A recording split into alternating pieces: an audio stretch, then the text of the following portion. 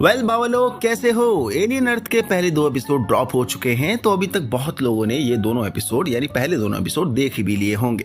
खैर मैं लेट हो चुका हूँ, तो अभी करते फटाफट पहले 2 एपिसोड की एंडिंग को एक्सप्लेन एंड कुछ की डिटेल्स को भी ब्रेक डाउन, क्योंकि पहले 2 एपिसोड काफी मार्वलस हिडन डिटेल कैरी भी करते हैं अपने साथ। तो एंडिंग में जाने से पहले कुछ मेन प्लॉट को समझ लेते हैं। एलियन अर्थ प्रीक्वल स्टोरी है ओरिजिनल एलियन मूवी की, जिसमें 2 साल पहले की कहानी दिखा रखी है, यानी 2120 के टाइम पर कहानी चल रही है, जहां पूरे यूनिवर्स में दबदबा उसी का होगा जिसके पास ज्यादा पैसा एंड एडवांस टेक्नोलॉजी होगी। बात पूरे यूनिवर्स की चल ही रही है, जहां 5 मेगा जायंट कंपनी कुछ एक अपने अपने ग्रह में कब्जा करके पूरे यूनिवर्स को रूल कर रहे हैं।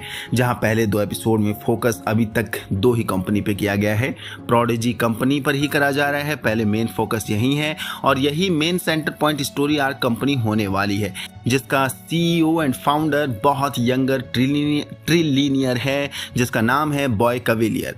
और इसी बंदे ने एक नई एआई टेक्नोलॉजी को इजाद कर रखा है, जो अपनी एक पावरफुल आर्मी भी बना रहा है। यस, ये बना रहा है हाइब्रिड्स को, जिनकी बॉडी सिंथेटिक होगी यानी आर्टिफिशियल, लेकिन दिमाग असली ह्यूमंस का होगा, जो काफी इंटरेस्टिंग कॉन्सेप्ट लग रहा है इस बार। वैसे मैं आपको बता दूं, एलियन अर्थ का सिद्धांत सीधा दिखा रखा है कि अगर आपको इमॉर्टैलिटी में जीना है, अगर अमर रह के जीना है, तो आपको या तो साइबॉग होना पड़ेगा, जो इनहेंस्ड मर्सिनरी टाइप ह्यूमंस होते हैं, या फिर सिंथ होना पड़ेगा, जो सिंथेटिकली मेड आर्टिफिशियल ह्यूमन होते हैं पर इंटेलिजेंट काफ़ी होते हैं, या फिर हाइब्रिड्स जिनकी बॉडी सिंथेटिक है लेकिन सोचने समझने की क्षमता पूरे एक नॉर्मल ह्यूमन की तरह होती है, क्योंकि उनको असली ह्यूमंस का दिमाग जो दिया जाएगा। बाकी पहले 2 एपिसोड में अभी तक 2 ही कंपनी को इंट्रोड्यूस करा गया है।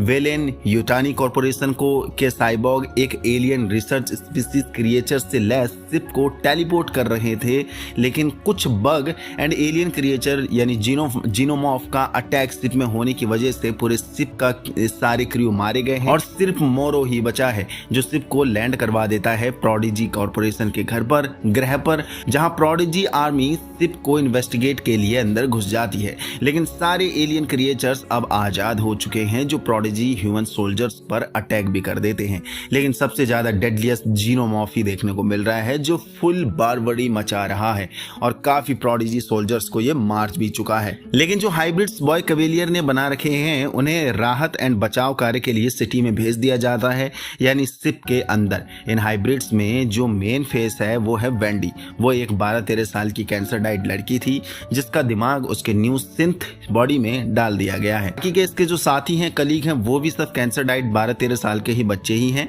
तो ये सारे 12-13 साल के बच्चों की टीम एक पावरफुल हाइब्रिड सोल्जर टीम बन चुकी है, जिनकी बॉडी काफी स्ट्रांग है, काफी फास्ट है नॉर्मल ह्यूमंस के मुकाबले। पर वेंडी अपनी पास्ट लाइफ से उतना उभर नहीं पाई है और वो अपने भाई जो को बहुत याद करती है, जिसको वो हर दिन स्टॉक भी करती है। एंड सिटी में आने का रीजन शिप की आड़ में उसके राहत बचाव के लिए ये भी वेंडी का ही आइडिया था, ताकि वो अपने भाई जो को प्रोटेक्ट कर सके, क्योंकि उसका भाई प्रोडिजी आर्मी में मेडिकल स्पेशलिस्ट जो है।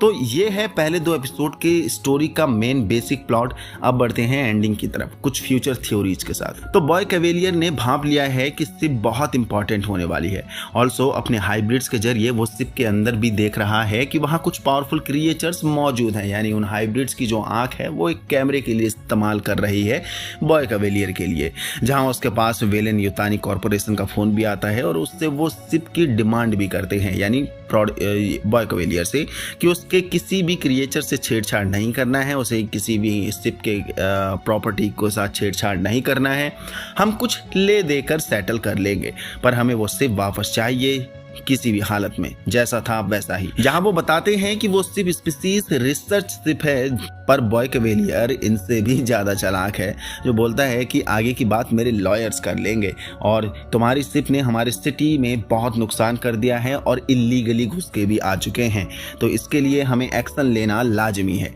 ऑल्सो जान माल का भी नुकसान काफी हुआ है। तो आगे इन फ्यूचर अब हम प्रोडिजी एंड यूटानी कॉर्पोरेशन के बीच में पंगा देखने को मिल सकता है, क्योंकि जिस हिसाब से ये गर्मा गर्मी चली है दोनों पावरफुल कंपनी के बीच में, और यूटानी कॉर्पोरेशन भी बहुत ही पावरफुल है।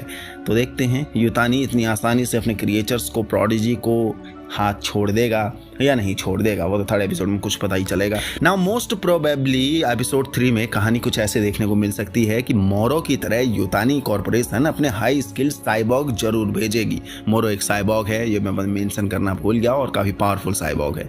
तो पॉसिबल है कि साइबॉग एंड हाइब्रिड्स का पंगा हमें देखने को मिल सकता है आने वाले एपिसोड्स में। बाकी जीनोमॉर्फ ने बहुत ही सोल्जर को मार दिया है। ऑल्सो वो जो के पीछे भी पड़ा हुआ था, लेकिन वेंडी जैसे तैसे अपने भाई को ढूंढ ही डालती है और उससे मिलती भी है।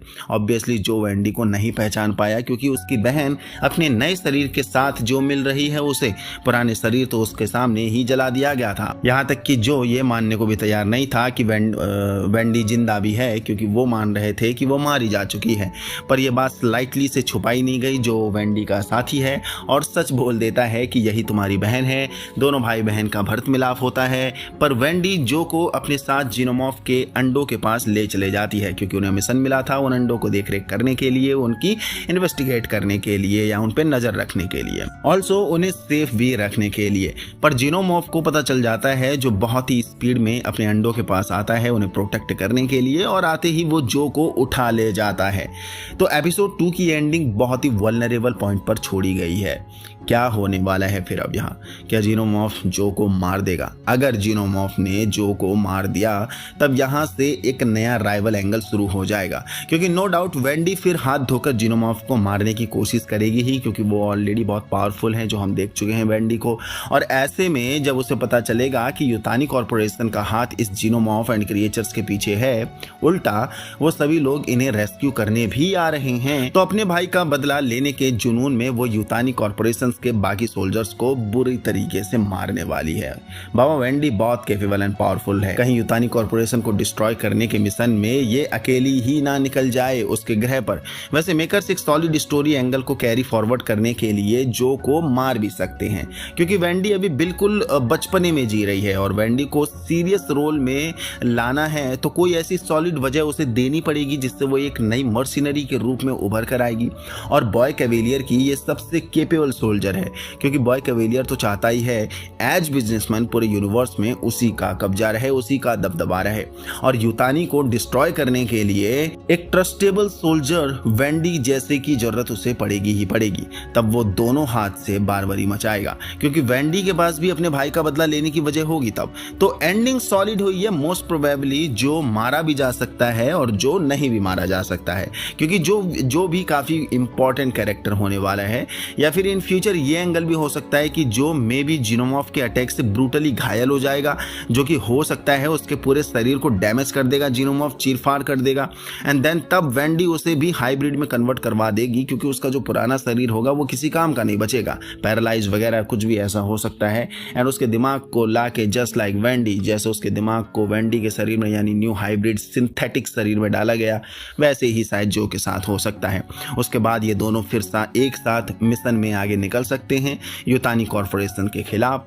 बाकी देखते हैं एपिसोड 3 में हमारे लिए कितने सरप्राइजेस लिए बैठे हैं एपिसोड 3, जो कि हमें इंडिया में एवरी वेडनेसडे सुबह 5:30 बजे हर हफ्ते रेस्ट ऑफ द एपिसोड मिल जाया करेंगे। कहाँ? जियो हॉटस्टार पर हिंदी में भी अवेलेबल है, जहां 20 अगस्त को थर्ड एपिसोड ड्रॉप हो जाएगा। ऑल्सो नेक्स्ट वीडियो होने वाली है फुल ब्रेकडाउन वीडियो, जिसमें हम बहुत सी हिडन की डिटेल्स को, ईस्टर एग्स को ब्रेक डाउन करने वाले हैं, कवर अप करने वाले हैं। ये थी ending explain and future theory video की आगे क्या कहानी यहाँ से हमें देखने को मिल सकती है।